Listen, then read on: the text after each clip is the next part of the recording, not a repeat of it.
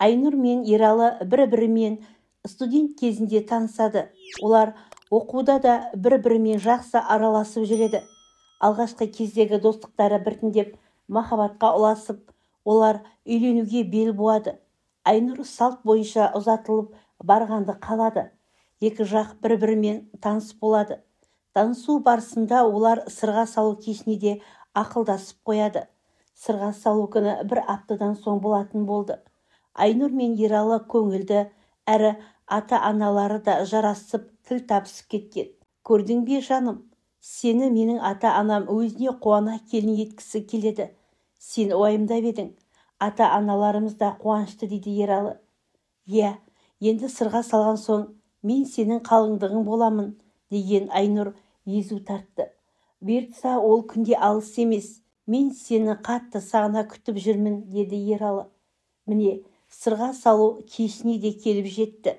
Бәрі де ойдағыдай өтті. Көп ұзамай Айнұр мен Ералы екеуінің заңды некелері қиылып, үйлену тойлары да болды.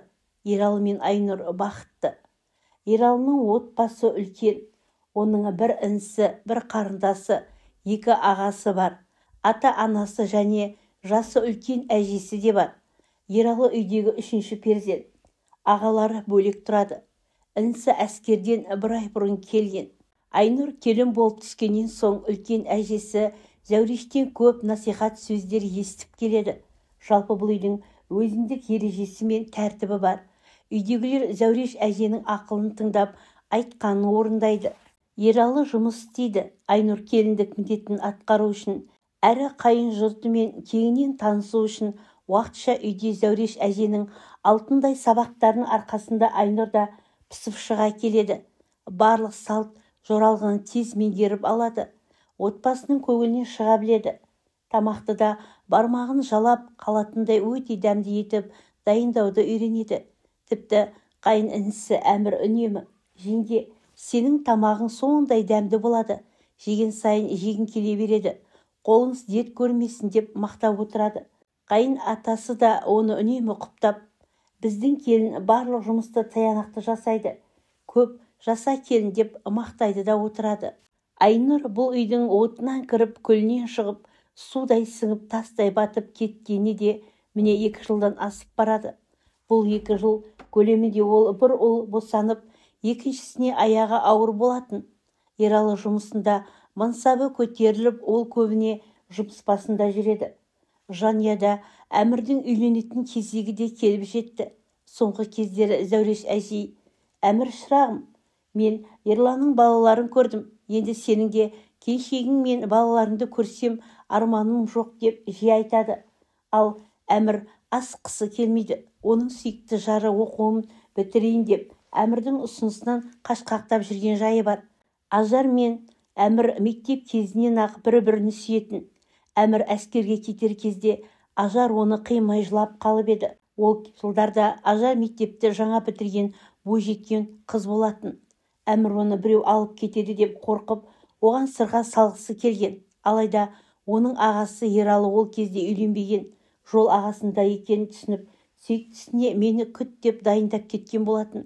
Әмір әскерден оралғанша Ажарға да айттырып келгендер болады. Ажар олардан бас тартып, сүйіктісіне берген уәдесіне бекем бола білді. Қазір Ажар 3-ші курсты оқып жатыр. Әмір екеуі жиі кездесіп тұрады. Әмір мен Ажар кездесіп отыр. Ажар: осылай жүре береміз бе? Үйдегілер маған үйлен деуде, деді Әмір. Жаным, мен саған айттым емес пе? Мен әлі дайын емеспін. Біз әлі жаспыз. Оқуымды да бітірген жоқпын, деді Ажар. Оқуыңды ары қарай да жалғастыра бересің ғой, деді Әмір. Сенің әжең қалай қарайды екен оған? Өзің айттың емес пе, үйде ережемен жүреміз. Келін өз міндеттерін атқару керек деп. Я, бірақ мен әжеммен өзім сөйлесемін. Ол кісі сенің білім алғаныңа қарсы болмайды деп ойлаймын, деді Әмір. Я, сөйлесіп, маған хабарыңды айтарсың.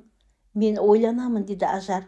Сүйіктісімен кездесуден кейінгі бұл кештен соң ертесіне Әмір Зәуреш әженің жай мен сырын бөліскісі келіп, оның жанына жайғасып, тізесіне басын қойып: әжеу, сізден бір нәрсе сұрасам болады ма, деді Әмір. Сұрай ғой қарағым, деген Зәуреш әже немересінің шашын сипады. Осы келіннің міндеттері қандай? Олар білім алғысы келсе үлкендер тарапынан қарсы болмайды ма? дейді Әмір. Немересінің бұл сұрағының астында өз қызын айтып сұрап тұрған жұмбағы барын әжесі бірден сезіп еді. Шырағым, келін бала білім алғысы келсе оған ешкім қарсы болмайды. Тек мына біздерді сыйлап, батасын алып жүрсе болғаны. Сен келін балаға осыны жақсылап айта ғой, деді Зәуреш әже. Әмір беті қызарып шыға келді. Жоға әже, мен жай маған қызық деп қобалжып сөйлей алмай қалды. Ештеңе етпейді балам, мен бәрін түсіндім деп күлімсіреді Зәуреш әже. Ұялғанын Әмір әжесінің алдынан тез тұрып, әже, мен досымның үйіне барамын деп уәде беріп едім, ұмытып кетіппін ғой. Мен қазір ертерек барып келейін деп асыға шығып кетеді. Зәуреш әже күліп қала береді. Әмір бұл кезде жаңалығымен бөлісу үшін Ажардың үйіне күндіз жетіп барып есігін қақты. Абырой болғанда іштен Ажардың өзі шықты. Оны көрген Ажар дарбазаның есігін тез сырттан жауып алды да оны есік алдынан әрі апарып, есің дұрыс па сенің? Мұнда неғып жүрсің? Үйде ағам бар. Сені көрсе не болады, деді Ажар. Кешірші Ажар, менің саған айтар жақсы жаңалығым бар, деді Әмір. Иә, ол қандай жаңалық, деді. Мен әжеммен сөйлестім. Ол кісі сенің оқығаныңа қарсы емес, тек оларды сыйлап, батасын алсам болды деп айтты, деп жауап берді Әмір. Бұл жақсы жаңалық екен, қуанып тұрмын, бірақ қазір қайтқаның абзал. Ағамның мінезі қатал, ол көріп қойса ашуланып жүрер, деді Ажар. Жақсы, мен қайтайын, бірақ менің ұсынысым ше, деді Әмір. Кейін хабар беремін деген Ажар үйіне қарай асығыс түрде кіріп кетті. Әмір де үй жағына қайтады. Үйінде оны анасы күтіп отыр еді. Әмір үйге кіргеннен соң оны өзіне шақырып алады. Ұлым, айналайын, сенің өзіңнің ұнатқан қызың бар ма? Бізді онымен қашан таныстырасың? Әжеңе бірдеңелерді айтқан екенсің, дейді анасы. Иә, анашым, мен бір қызды сүйемін. Ол екеуміз бас қоссақ дейміз. Мен оған ұсыныс жасадым, бірақ ол әлі де жауабын айтпады, деді Әмір. Қаласаң, оның отбасымен бізде сөйлесіп көрейік, деді анасы. Рахмет, анашым, ол өз жауабын айтсын. Сосын мен сіздерге оны таныстырамын, деді Әмір. Жақсы балам, қалауың болсын, деді анасы. Кешке қарай Ажарға Әмір бармақшы болады. Ажар үйінен шықты, көңілсіз екен. Саған не болды? Ойландың ба, деді Әмір. Иә, не шештің, деп сұрады Әмір. Мен өз шешімін саған келісемін, деді Ажар. Жаным сол, қуанып тұрмын. Мен сені үйдегілерге таныстырайын, деді Әмір. Бірақ әкемнің шешімі басқа, деп мұңайып қалды Ажар. Ол не шешім? Әкең не дейді, деп сұрады Әмір. Ол кісі мені қазір тұрмысқа бергісі келмейтінін айтты. Ағам да бар, жол ағамда екенін айтып, сөзімді тыңдамай қойды, деді Ажар. Солай ма? Қабай, мен қуанып қалып едім, дейді Әмір. Иә, менің де сенімен бірге болғым келеді. Алайда жол ағамдікі, ағам үйленбеймен саған ештеңе айта алмаймын, дейді Ажар. Әмірмен қоштасып үйіне кіріп кетті. Әмір үйіне көңілсіз қайтты. Ертесіне анасы Әмірден, қалай ұлым, ол қыз өз шешімін айтты ма, деп сұрайды. Иә, оның әкесі қарсы болыпты, дейді Әмір. Неге? Әкесі бізді танымаған соң алаңдап отырған шығар, дейді анасы. Жоға, оның үйленбеген ағасы бар екен. Жол ағасында екен айтқан, дейді Әмір. Ағасы бар ма еді? Онда дұрыс балам, асығыстық жасама, деді анасы. Бірақ оны біреу алып қашып кете ме деп қорқамын, дейді Әмір. Қорықпа балам, ол қыз сені сүйсе ондайға жол бермейді, дейді анасы. Әмір анасының сөзінен соң көңілі жайланып қалады. Ажарды қатты сүйгендіктен оны қанша болса да күтуге дайын еді. Әмір мен Ажар өзара кездесіп, ары қарайда байланыстарын үзбейді.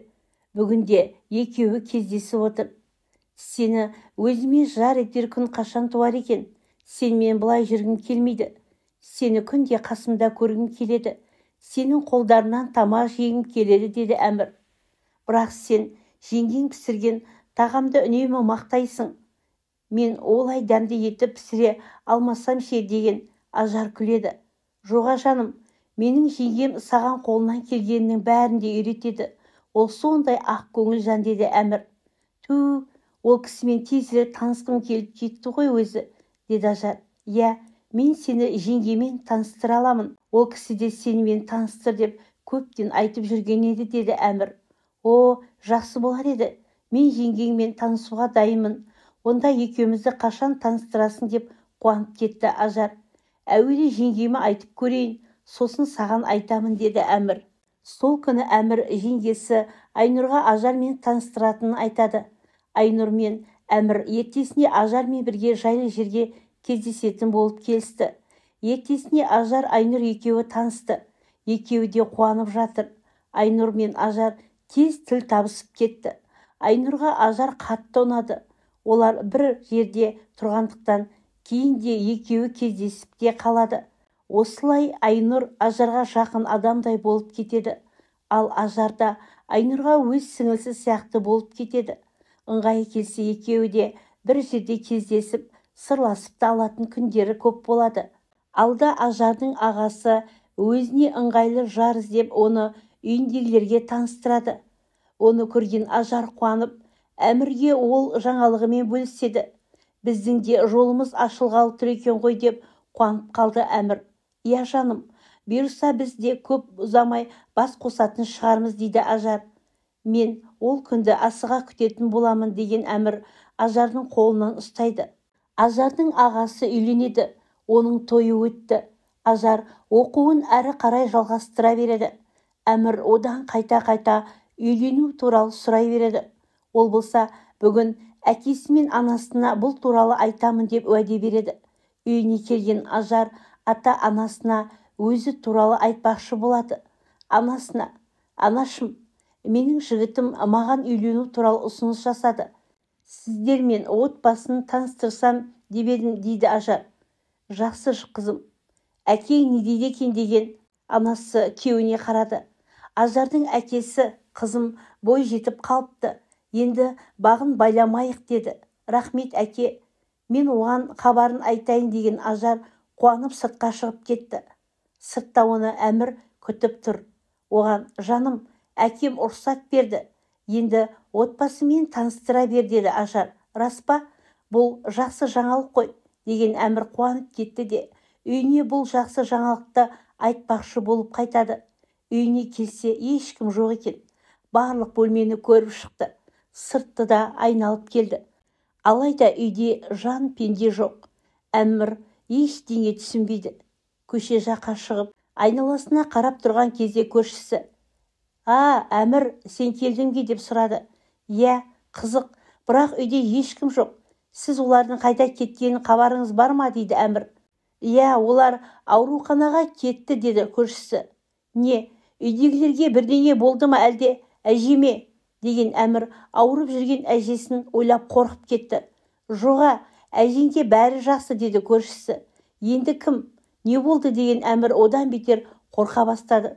Әмір, сабыр сақташы, қалай десем болады. Ералыны...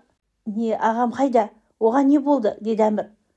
Ол бекем болшы, ол жол апатына түскен екен, қалы нашар, дейді көршісі. О құдайым, олар аудандық ауруханаға кетіп педі, деп сұрады Әмір. Иә, солай-ау деймін, деді көршісі. Әмір жүгіріп таксиге отырып аудандық ауруханаға келді. Ағасының аты жөнін сұрап, оның қай жерде жатқанын білген Әмір жүгірген күйі сол жаққа қарай барады. Барса, үйдегілер сол жерде бәрі де үнсіз, көңілсіз отыр. Жеңгесі жылап отыр. Зәуреш әжей оны сүйемелдеп отыр. Анасы мен әкесі де бір шетте бастарын ұстап жүзі төмен қарап отыр. Оны көрген Әмір жүрегі зу ете қалды. Ағам, оған не болды, деп сұрады Әмір. Ол кезде іштен дәрігер шықты да: кешіріңіздер, оны сақтап қала алмадық. Ол бізге тым ауыр халде келді, дейді. Не, аға, ағатайым, деген Әмір жерге сұлқ етіп отыра кетті. Ата-анасы: ұлым, жоқ, деп жылауда. Жеңгесі болса Ералы деген күйде ол жатқан жерге жүгіріп кіріп кетті. Бәрінен бұрын Зәуреш әжеге оңай соқпап еді. Бір бұрышта отырып алып, «Оу, Құдайым, неге мені алмадың? Қыршын кетті-ау немерем» деп егіліп жылаумен отыр. Біртіндеп Ералының жанына бәрі де келуде. Әмір ақ матамен беті жабулы отырған ағасын көргенде көздері қарауытып кетті. Қолынан ұстап алып, «Аға, мен келдім. Ағау, көзіңді ашыңызшы, ағау» деп солқылдап жылап жіберді. Ата-анасы өздерін әрең ұстап отыр. Зәуреш әже болса немересінің шекесіне сүйіп, «Балам-ау, айналайын, тұра ғой. Саған бұлай жатқан жараспайды. Орныңа мен ақ жатайын. Сенің өмірің әлі алда ғой» деп жатып құлап түсті. Дәрігер ол кісіні артынан ұстап қалды. «Мына кісіге қиын болды ғой. Оңай емес әрине, бірақ қарт кісіге де көңіл бөліңіздерші» деді дәрігер. Дәрігер әжейді басқа жаққа алып кетуді тапсырды. Әмір әжесімен бірге қалды. Қалғандары Ералының мәйітін үйіне алып кетеді. Зәуреш әже ертесіне есін жиды да көзін аша сала жанында отырған Әмірге қарап, «Мені үйге апар» дейді.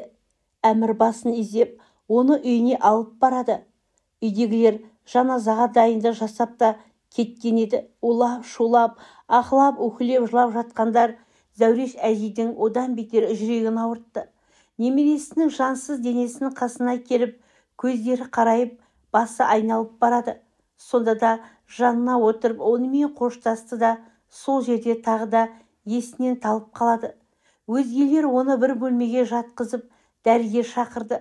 Дәрігер қайғыны көтере алмай жүрек талмасы ұстап жатқан, оны емделу керектігін айтады. Алайда Зәуреш әже немересінің шырағын өз қолымен жағып отырамын деп еш қайда кетпей, өзі ауырса да 40 күн бойы оның шырағын жақпақшы болып үйде қалды.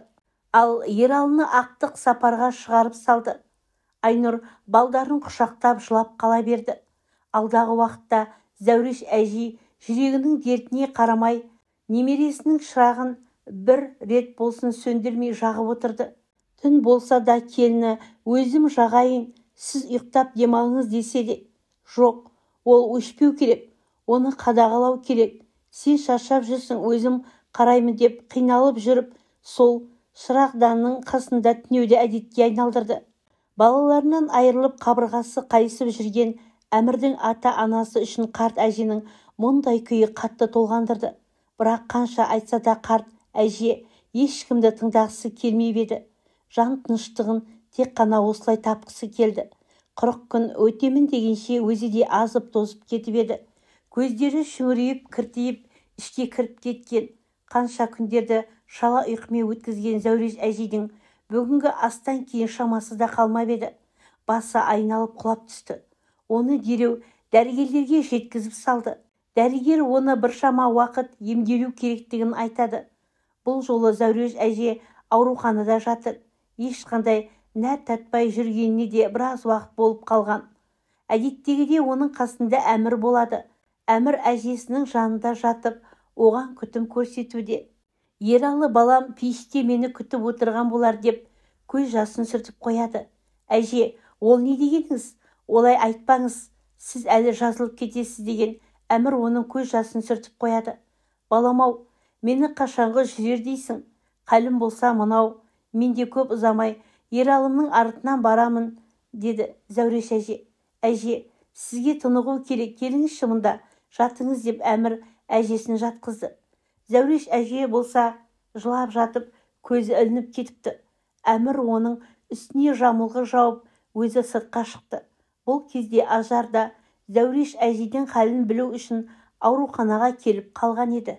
«Әжеңнің қалы қалай?» деп сұрады Ажар. Ол кісі қатты қиналып жүр. «Ағамның артынан кетемін» дейді ме, бірдеңелерді айтады. «Түнде Ералы» деп сандырақтап шықты деді Әмір. «Ойбу, қиын болды ғой әжеге, уайымдама жаным. Ол кісі әлі-ақ сауығып кетеді» деп Ажар Әмірді құшақтады. «Рахмет жаным» деді Әмір. «Өзің қалайсың?» деді Ажар. «Қалай деп ойлайсың? Ағамды қатты сағындым. Ерте кетті» деді Әмір. «Жаным сол, қайғыңа ортақпын» деді Ажар. «Рахмет саған, сен маған демеу бола білдің» деді Әмір. Сыртқа мейірбике шықты. Әмір, анда әже оянып кетті. Ол кісіге бір нәрсе керек болар деді. Жарайды, қазір барамын, рахмет сізге, деді Әмір. Жақсы онда, жаным, өзіңді күт, әжеңе жақсылап қара деген Ажар Әмірдің бетінен сүйіп жүре берді. Әмір ішке кірді. Әжесі су алмақшы болып қолын созып жатыр екен. Әже, тоқтай тұрыңыз, өзім алып берейін, деді Әмір. Әмір өзі де ағасын қатты сағынып жүрген. Әжесі кішкене өзіне келді ғой дегенде сыртқа шығып, шылымын тұтатып ұзақ ойға кетті. Есік алдында Ералы ағасымен бірге ойнаған сәттері көз алдына дәл қазір болып жатқандай елестеп кетті. Ағасының мектепте өзін қызғыштай қорғап, өзгелер Әмірді қоршап алғанда, олардың топ екенін елемей, бәрін жайратып шыққаны күні кеше болғандай есінде еді. Арқа сүйер ағасының өмірден ерте кеткені қабырғасын қайыстырмай болмады. Зәуреш әйелін де халі нашарлап, үнемі о дүние туралы айтатыны жүрегіне қатты тиетін. Әмір кішкентайынан әжесінің тәрбиесімен өскен. Ол үнемі өзімен бірге Әмірді ертіп жүретін әжесінің баласы атанып кеткен. Осы бір ай көлемінде Әмір әжесін тастамай қасында бірге жүріп, оған күтім жасады. Міне бүгін енді әжесінің де үйге шығатын күні еді. Үйге келген Зәуреш әжей бұрынғыдай емес, шөберелерін иіскеп, оларды ойнатып өмірге құштарлы қайта оянып еді. Алдындағыдай мені Ералым шақырып жатыр демей, Ералымнан қалған тұяғым менің жұбанышым деп отыратын болған. Мұны көрген Әмір мен үйдегілердің де көңілдерін көншіп қалған еді. Әжесі шыққан соң әжесінің батасымен ол қалаға шықты. Қаладан жұмысын жалғастырды. Жұмыс, оқу, үйге барып келу деп жүріп, күндер, айлар өте шықты. Бір күні Ажар өзіне айттырып келгендер бар екенін айтады. Алайда Әмір ағасының жылы өтпей үйлене алмайтындарын айтады. Ажар Әмірді күтетінін айтып, ата-анасына келген адамдары кері қайтаруын өтінді. Ажардың анасы қызына, былай жүрсең отырып қаласың, ертерек келген бағыңды қайтармай, біреуіне тұрмысқа шығып ал, деп те көрді. Алайда Ажар өз жігітіне басқаға тұрмысқа шықпайтынын айтатын.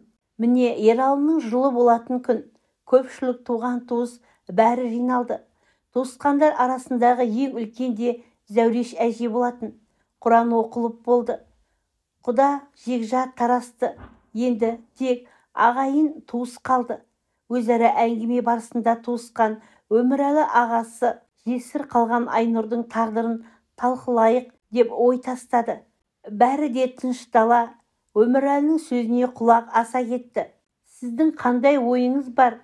Не кеңес берер едіңіз деп сұрады Әмірдің әкесі. Үйдегі келін бала шағасымен өзге жаққа кетпес үшін Әмір мен келінді қосу керек, деді Өмірәлі қария.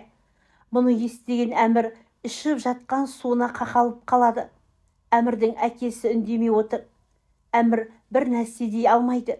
Себебі үйдегі тәртіп бойынша тек қана үлкендер сөз бергенде ғана сөйлеу керек. Бұл уақытта Айнұр сыртта самаурынға шай қойып жатқан. Сіздің ойыңыз қалай, деген Өмірәлі Зәуреш әжеге қарады.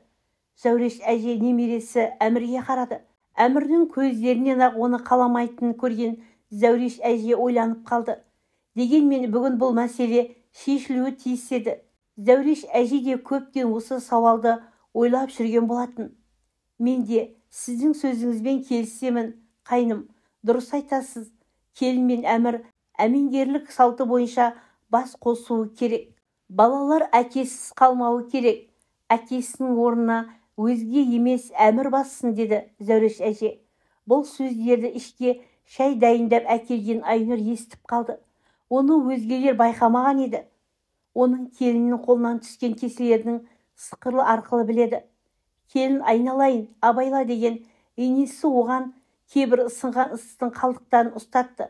Айнұр жылап тұрып заттарды орналастырды. Оған да Өмірәлі қария, келін, отыра ғой. Біз ендігі айда Әмір екеуінің бастарында қоспақпыз, деді қария. Шыдай алмай, таңырқаған Айнұрдың аузынан байқаусызда бірақ деген сөз шығып кетті. Өмірәлінің жұбайы Айнұрдың енесіне қарап, әй, Мына келінге Омаровтар отбасының тәрбиесі айтылмаған ба деді. Жоға, ол байқаусызда кешірім өтінемін деген Әмірдің анасы Айнұрды түртті. Айнұр жылап, жүзі төмен қараған күйде отыра берді. Олай болса шешілді. Ал Әмір, балам, қолыңды жай, бата берейін деді Өмірәлі қария. Айнұр Әмірге қарап басын шайқады. Әмір кідіріп қалды. Оны байқаған Өмірәлі қария хым деп күрсініп белгі берді. Әмір сасқалақтап қалды. Не дейсіз қария, деді. Балам, қолыңды жай, деді Әмірдің әкесі. Иә, деген Әмір қолын жайды. Ақсақал өз батасын берді де орнынан тұрып кете барды. Үйде тек өздері ғана қалды. Айнұрды енесі құшақтап отыр. Айнұр болса, апа, бұл қалай болғаны деп өзін тоқтата алар емес. Қоя ғой ботам, үлкендер біліп айтады, саған жамандық ойламаймыз ғой деп жұбатуда. Әмір сыртқа шығып кеткен. Айтылған сөздермен қабылданған шешімге қарсы тұрар оның қауқары жоқ. Тек қана жүрегіндегі шынайлы Ажарға деген сезімін қалай тұншықтыра алады. Ажар оны күтіп жүр ғой. Оған бұл хабарды қалай жеткіземін деп ойлады. Ал Айнұр жайлы. Өзімнен үлкен кеше ғана жеңге деп атаған жанды қалай ғана өз жарым деп қабылдаймын. Бір жастықта жатып қалай ғана жарым деп шекесінен сүйемін. Жоқ, болмайды. Елестету мүмкін емес. Балалар туралы да ойлауға болады. Жеңгем балаларды бізден алып кетпесе, неге мен оған үйленемін деп басы қатты. Ой барысында қаншама шылымды да шегіп тастапты. Әкесінің қасына қалай келгенін де байқамай қалған ол қолындағы шылымын тастай салды. Әке, бұл сіз бе едіңіз, деді. Бұл қай қылығың? Қалаға барып үйренгенің осы болды ма? Бұл бәлені қашаннан бері қолданып жүрсің деп жерде жатқан темекі нұсқады. Әке, мен деп сөйлей алмай ыңғырлап тұр. Сенен сұрап тұрмын ғой, дұрыстап жауап бер деп көтеріңкі дауыспен сөйледі. Бәрі сіз ойлағандай емес. Мен тек 1 жыл болды қолданғаныма. Ағам қайтыс болғанда өзімді тек осылай жұбаттым, деді Әмір. Ой, ақылсыз неме. Енді көрмейтін болайын, деді әкесі. Е, әке, кешірім сұраймын, деді Әмір. Сен неге тұрсың мұнда, деді әкесі. Әке, сізге айтайын дегенім, мен жеңгем екеуміз. Ей, айтсай тез, мен жеңгеммен бас қоса алмаймын, әке, деді Әмір. Сен не деп тұрсың? Қашаннан бері өзің шешім қабылдайтын болғансың, деді әкесі. Әке, мен ендігі кішкене бала емеспін. Менің өз сүйгенім бар. Жеңгем де оны қаламайтынын білем, деді Әмір. Сөзді көбейтпе, деді әкесі. Әмір ішке кіріп кетті. Қалаға кетіп қалып, бір жола келмей қойсам ба деген ойда келіп еді. Алайда жәутеңдеген әжесінің де қамында ойлап басы қатты. Сүйіктісі Ажар мұны білсе не ойлайды? Осылай басы қатып отырғанда әжесі бөлмесіне кіріп келді. Әже, сіз, деген Әмір орнынан тұрып әжесін отырғызды. Балам, мені тыңда. Мен сенің өзге жанды сүйетініңді білемін. Бірақ мені сыйласаң, сен Айнұрды өзіңе жар ретінде қабылда. Мұны менің соңғы өтінішім деп біл. Ол қалай? Сіз не деп тұрсыз, деді Әмір. Балам, менің соңғы кезде жағдайым болмай жүр. Мен Айнұрға сенің ғана жақсы серік болатыныңды білемін, деді Зәуреш әже. Әже, сіз бізден бірдеңе жасырып жүрсіз бе деп Әмірдің жүрегі зуылдап кетті. Зәуреш әже оның арқасынан қақты да, сен ақылдысың, дұрыс шешім қабылдайды деп білемін, деді де шығып кетті. Әмір өз бөлмесінде отырып, жүрегі ауырса, Айнұр өз бөлмесінде отырып, Ералының суретін құшақтап алып, жылап жатыр.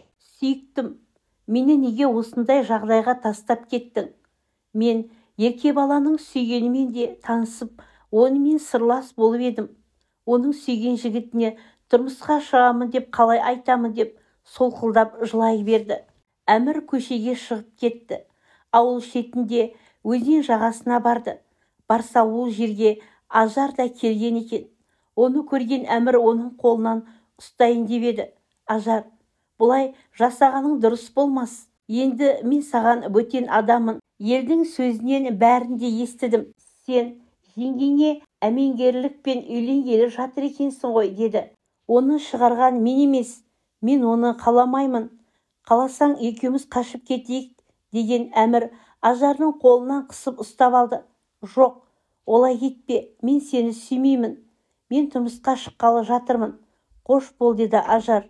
Өтірік, жоқ, мен сенбеймін. Сен жалған сөйлеп тұрсың, деген Әмір кеткелі тұрған Ажардың қолын жібергісі жоқ. Ажар, қолымды жіберші, өтініш, деді. Әмір оның қолын босатты. Ажар ары қарай жүгіріп кетіп қалды. Ажар, тоқта деймін, деген Әмір оның артынан жүгіріп келеді. Ажар бір көлікке отырып кетіп қалды. Ол көлікте оны кеше ғана айттырып келген жігіт бар еді. Әмірдің салтқа қарсы тұрмауы үшін естіген бойда Ажар ол жігітке келісімін берген еді. Бір жағынан Ажардың әкесі де өте қатал еді. Егер де дәстүрге қарамай Әмірге кетсе, әкесі оған теріс батасын беруден тайынбас еді. Осылай бәрі де бір сәтте өз шешімін тапқан еді. Көп ұзамай Зәуреш әже қатты сырқаттанып қалды. Ол кісі әрдайым Әмір мен Айнұрды өзіне шақырып алып, Өміралы қарияның шешіміне қарсы шықпауын айтып отырды. Әмір мен Айнұр үнсіз отыратын, бірақ екеуі де оған дайын емес еді. Бүгін Әмір мен Айнұрды мұсылманша некелері қиылды. Бұл шешім әжесінің өтініші бойынша қабылданған еді. Көңілі көншиген әже де жүріп кете берді. Соңы.